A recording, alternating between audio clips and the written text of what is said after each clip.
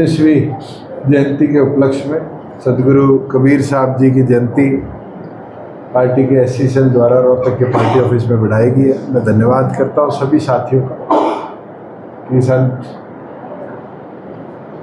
कबीरदास जी के दिखाए हुए असूलों पर समाज को आगे ले जाने के लिए आज सभी साथी यहाँ एकत्रित हुए और विश्वास करता हूँ कि समाज का प्रत्येक व्यक्ति उनके दिखाए रास्ते को इसी तरीके से जात पात से ऊपर उठकर आगे ले जाने का काम करें। और मुझे पूर्ण विश्वास है कि हम सब मिलकर जो कदम हमने आज से 2 साल पहले उठाया था, जहाँ देवालय वहाँ पुस्तकालय, उस कदम को आगे लेकर जाएंगे। और हरियाणा प्रदेश में लगभग 1500 डिजिटल लाइब्रेरीज़ को हमने उस समय स्थापित करने का काम किया और इस लक्ष्य को प्रत्येक गांव तक ले जाने के सभी साथी आज संकल्प लेकर यहाँ से जाएंगे। और आने वाले भविष्य के अंदर जहाँ जहाँ मंदिरों में चौपालों में हमें स्थान मिलेगा, वहाँ डिजिटल लाइब्रेरी की स्थापना अपना सहयोग भी देंगे और सामाजिक तौर पर कैसे शिक्षा को ग्रामीण अंचल तक और बेहतर तरीके से पहुँचाया जाए, इस सपने को पूरा भी करने का काम। जिस तरह के परिस्थिति आज देश की है, मुझे लगता है प्रधानमंत्री को गंभीरता के साथ देश की स्थिति को देखना चाहिए। तेल के दाम बढ़े, कच्चे तेल के दाम बढ़े, कच्चे तेल के दाम गिरे, उसके बावजूद भी देश के आर्थिक बोझ को केंद्र सरकार ने कम करने का कार्य किया। वही दूसरी ओर इस बार यूरिया की जो किल्लत है, ये आप सबके सामने है। ये फेलियर है फॉरेन पॉलिसी। केंद्र सरकार के लिए बारी बारी कहा जाता है विश्व गुरु, पर आज की परिस्थिति में एक चीज साबित होगी कि विश्व के अंदर विफल गुरु के तौर पर हिंदुस्तान को देखा गया। चाहे हमारे यहाँ सल्फ्यूरिक एसिड की किल्लत हो, माइनिंग सेक्टर पूरी तौर पर प्रभावित है। चाहे एग्रीकल्चर के अंदर पेस्टिसाइड्स और फर्टिलाइजर्स की किल्लत हो, चाहे आज प्लास्टिक के संबंधित सारी चीज़ों के दाम बढ़ने की बात, केंद्र सरकार का इन सारे विषयों पर ध्यान बिल्कुल जीरो।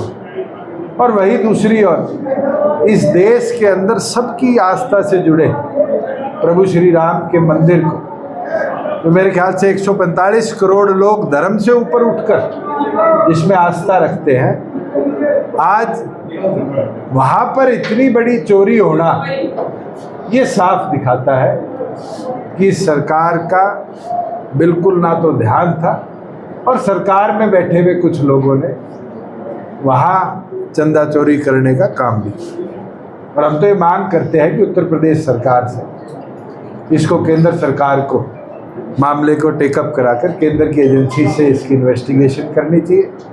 वही दूसरी ओर मैंने मुख्यमंत्री को भी पत्र लिखा था और ये मांग आज फिर करता हूँ कि मुख्यमंत्री उनके अधीन आने वाले जितने श्राइन बोर्ड, चाहे वो मनसा देवी हो, चाहे शीतला माता मंदिर हो, चाहे बेरी का नया बना हुआ श्राइन बोर्ड हो, चाहे लोहगढ़ साहब हो, जितने श्राइन बोर्ड हरियाणा सरकार के अधीन आते हैं, राम मंदिर की तर्ज पर वहाँ पर भी इंडिपेंडेंट ऑडिट कराने का काम करें कि लाखों लोगों की आस्था से जुड़े उन श्राइन बोर्ड में कोई गड़बड़ ना पाए। कोई आपके सवाल? अच्छा, तेल का था, लेकिन आजकल जो ईट पड़ती वाला है सबसे ज्यादा मामला ये है, पेट्रोल की जो मिलावट, इससे कई तरह की शिकायत पैदा हो रही है। सरकार मान रही है कि इससे एवरेज घट रही है, लेकिन इसके बावजूद एवरेज नहीं, ये तो आप सबके सामने है कि कितने बड़े स्तर पर एथेनॉल ब्लेंडिंग से हमारी पेट्रोलियम कंपनीज की वजह से गाड़ियों की बर्बादी देश में देखी जाए। पिछले दिनों एक पत्रकार साथी की वीडियो आई थी, उसकी नई ली हुई गाड़ी का इंजन बैठ गया। और एक नहीं है, अनेक लोग हैं, कईयों को तो मैं भी जानता हूँ, जिनने शायद 95 वाला ऑक्टेन नहीं डलवाया और बेसिक पेट्रोल अपनी गाड़ी में डलवाया और उनके इंजन सीज हुए। और एक बार नहीं, अनेक बार ये दिक्कतें आई।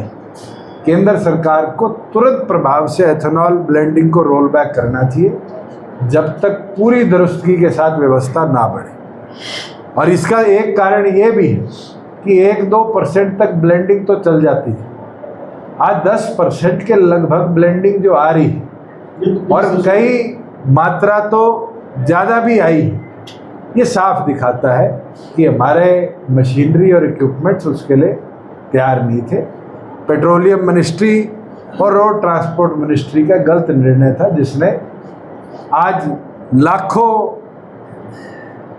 कार यूजर्स को, बाइक यूजर्स को आज दिक्कत में डालने का काम। परिवहन मंत्री ने साफ कर दिया कि अभी तक एक भी कोई ऐसी घटना नहीं हुई है जिससे किसी गाड़ी इंजन खराब हो। घटनाएं तो मैं आपको उदाहरण लिखित में दे देता हूँ और आप कंपनी से वेरीफाई करा लें। ये तो रेंज रोवर जैसी बड़ी गाड़ियों में भी दिक्कत आई है और ऑल्टो जैसी छोटी पेट्रोल की गाड़ियों में भी दिक्कत आई है। अगर ये डाटा केंद्र सरकार कंपनी से मांगेगी जब तो उपलब्ध होगा कि कितने पिछले 1 साल में केसेस आए हैं जहाँ ब्लेंडिंग के कारण इंजेक्शन में और इंजन में दिक्कतें देखने को कस्टमर्स को मिली। 17 जुलाई को प्रधानमंत्री को मुझे तो उम्मीद है 4 परियोजनाएं बड़ी आज पेंडिंग है। देश का सबसे बड़ा फायर ट्रेनिंग इंस्टीट्यूट, जिसके लिए 25 एकड़ जींद जिले के अंदर जमीन खेड़ी मसानिया गांव में सरकार के नाम ग्राम पंचायत ने कराई थी। आज 3 साल हो गए उस परियोजनाओं को केवल मात्र कागज में रखने का काम किया है। आज फायर सेफ्टी एक बहुत बड़ा मुद्दा है। वेनेजुला के अर्थक्वेक के बाद आपने स्वयं देखा होगा कि उस देश में नागरिक इसलिए मरे क्योंकि उस देश को अर्थक्वेक के लिए फायर सेफ्टी के लिए ट्रेन किया ही नहीं गया। दिल्ली के अंदर आपने स्वयं देखा किस तरह 22 लोग झुलस कर एक होटल के अंदर आग में मरे क्योंकि वहाँ व्यवस्था नहीं बन पाई। हमने तो उसके लिए कदम उठाया था और उम्मीद करता हूँ उसका नींव पत्थर रखा जाएगा। पानीपत से लेकर डवाड़ी तक का जो गडकरी साहब ने अनाउंस भी किया था और उसको सेंट्रल जो इंफ्रास्ट्रक्चर कमेटी है CIC, जिसको होम मिनिस्टर अध्यक्षता करते हैं, उसने अप्रूव भी कर रखा है, उसकी घोषणा भी करेंगे। जो 2 हमारे मेडिकल कॉलेज कोरियावास और जींद के बन चुके हैं, उनके अंदर सुचारू तौर से पढ़ाई भी और OPD भी शुरू करी जाए। क्योंकि हाइड्रोजन ट्रेन तो एक गुहाना सोनीपत और जींद के बीच में चलने वाला सैंपल है। उसका कितना लाभ होगा, कितने दिन चलेगी, वो तो भविष्य बताएगा, जो हरियाणा की प्रगति को गति देने का काम करे। और मैं उम्मीद करता हूँ प्रधानमंत्री आ रहे हैं तो सैनी साहब फिर SYL की बात भी उनसे करेंगे, क्योंकि पाले के अंदर गेंद केंद्र सरकार की है और केंद्र सरकार को उसमें अंतिम निर्णय लेना। हरियाणा के साथ 2 चीज़ें तो हो चुकी कि एक ट्रीटी करा ली गई कि राजस्थान को पानी दिया जाएगा और उस ट्रीटी के बारे में जनता को अभी पूरी तौर पर अंधेरे में रखने का काम किया। हमने RTI लगाई है, उम्मीद करते हैं सरकार की ओर से उस MOU की कॉपी जल्द दी जाएगी। वही दूसरी चीज, जो 3 डैम बनने थे उस पर अब तक केंद्र सरकार ने कोई काम नहीं किया। यमुना के ऊपर कसाव, लखवार, तो इन 3 डैमों की परियोजनाओं के लिए भी प्रधानमंत्री पैसों की घोषणा कर जाए, क्योंकि इसमें 99% पैसा केंद्र सरकार का लगना है। दूसरी जो चयनित गाँव में पानी नहीं मिल पा रहा, क्या ये पॉसिबल नहीं कि केंद्र की कोई योजना है प्रोजेक्ट के अंदर से किसी गांव को लाभ दिया जा सके? संभव नहीं है। क्यों संभव नहीं है? आप बताइए। इस देश के अंदर सब कुछ संभव है और अगर संभवताएं नहीं होती तो क्या अमृत 2 के 2 ऐसी ही परियोजनाओं में पहले इंजेक्शन कर रूरल फीडर्स को पानी दिए जाते? संभावनाएं तो बढ़ानी पड़ती है, और नियत हो तो अपने आप पानी की व्यवस्था हो। आज वहाँ जो हॉर्स पावर, शायद 12 हॉर्स पावर की मोटर लगनी है, उसको बढ़ा दी जाए। जब पंपिंग कैपेसिटी बढ़ जाएगी तो ऑटोमेटिकली पाइप में पानी ज़्यादा चलेगा और उससे डाइवर्ट किया जा सकता। पर मुख्यमंत्री का पंचायत को बुलाकर ये झूठ बोलना कि आज तक अमृत 2 में कहीं पंचरिंग नहीं हुई, ये साफ दिखाता है कि ग्रामीण अंचल को पानी देने की व्यवस्था बनाने के लिए सरकार पूरी तौर पर निर्धारित है। मैंने तो स्वयं 22 करोड़ रुपया उकलाना मंडी और उकलाना को अमृत 2 के अंदर सैंक्शन करवाया था, और एक ही पाइपलाइन से उकलाना मंडी और उकलाना गांव को पानी दिया। ऐसे ही 7.5 करोड़ रुपए में सूरेवाड़ा और उसके साथ लगते हुए गांव में हमने पानी पहुंचाया था। ऐसे ही उचाना के अंदर, चाहे वो अपने जल जीवन मिशन हो, चाहे अमृत हो, इस योजना के अंदर नरवाड़ा से पाइपलाइन ले जाकर जींद में 44 एकड़ की पानी की डिगी बनाकर जींद को पहली बार नॉन ट्यूबवेल 12 बाखड़ा के पानी से जोड़ने का प्रोजेक्ट मंजूर किया था, और शायद 250 से 300 करोड़ के बीच का प्रोजेक्ट था। और उसी प्रोजेक्ट के साथ हमने 36 गांव ऐसे थे जो बीच में पड़ते थे, उनको पाइपलाइन से बाखड़ा का पानी भी उपलब्ध करा। तो परियोजनाएं तो बढ़ानी पड़ती है, और सरकार की नीयत हो तो परियोजनाएं बनेंगी। नीयत क्यों नजर नहीं आ रही? क्या पार्टी के अंदर, भारतीय जनता पार्टी के अंदर कोई बने? देखो, भारतीय जनता पार्टी शायद वहाँ कुछ और सोच के चल रही है कि शहर को गांव से तोड़ दो। वो तो अपनी राजनीति हर कदम पर करती है।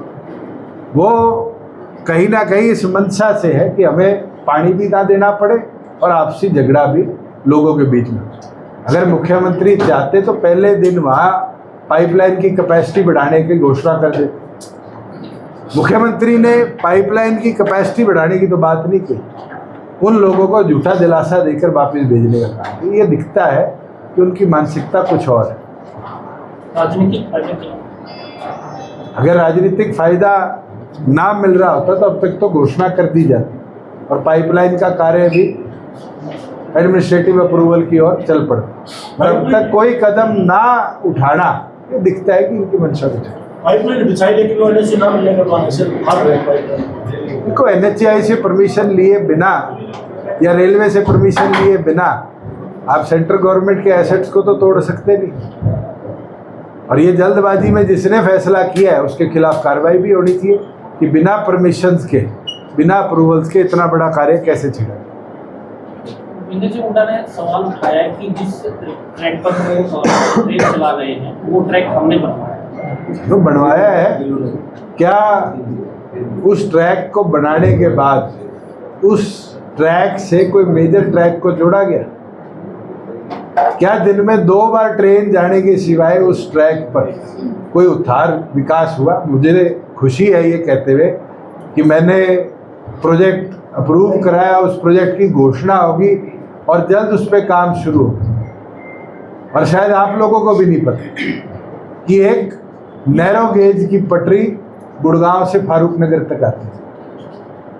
आज वो नैरो गेज, ब्रॉड गेज तो बन गई थी, पर फारूक नगर से आगे उस पटरी को ले जाने का कदम किसी ने नहीं उठाया। मुझे खुशी है कि पिछले बजट के अंदर उसको झज्जर तक और झज्जर से लेकर दादरी तक जोड़ने की परियोजना की घोषणा करी।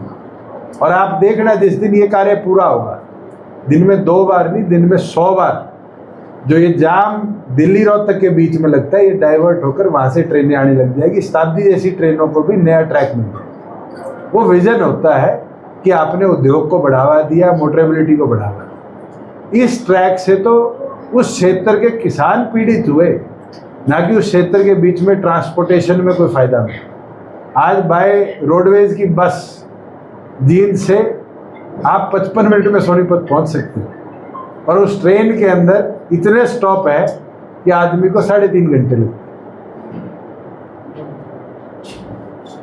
गुड़गांव इनकाउंटर हुआ, उसमें नाबालिग बच्चे शामिल थे, और ये गैंग वार में ज्यादातर नाबालिग बच्चे देखे जा देखो रहे हैं। गंभीर इश्यू है। लॉ एंड ऑर्डर के बारे में तो मैं निरंतर बोलता आया हूँ कि फेलियर रहा है।